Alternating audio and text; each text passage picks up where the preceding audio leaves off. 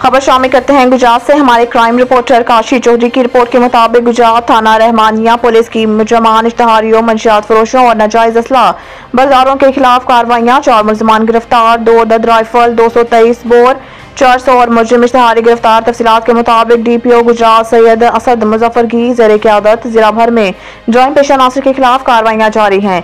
DSP लाला मूसा सरकर चौधरी मोहम्मद अकराम की ज़ेर निगरानी SHO थाना रहमानिया जुल्फकार अहमद SI ने शहजाद ASI को दीगर पुलिस टीम के हमरा नाजायज असला बरदारों के खिलाफ कार्रवाइयों के दौरान 2 मुलजमान को गिरफ्तार करके इनके कब्जा से जदीद असला, 2 अदद राइफल, 223 बोर मां गोलियां बरामद कर ली। गिरफ्तार मुलजमान में एक मुदस्सर हुसैन वल्द मंजूर हुसैन साकिन जिला साहिवाल, शरीफ खैर वल्द फरीदे साकिन जिला करम एजेंसी हाल रहमानिया शामिल हैं। मुजरिम इश्तहारियों के खिलाफ कार्रवाई करते हुए मुजरिम इश्तहारी सिकंदर अली साकिन मॉडल टाउन को गिरफ्तार कर लिया, जबकि मंशियात फरोशों के खिलाफ कार्रवाई करते हुए मुलजिम तुफैल मेहंदी साकिन झंडियावाली के कब्जा से 4,560 ग्राम माविटिक 2,000 रुपए बरामद कर ली।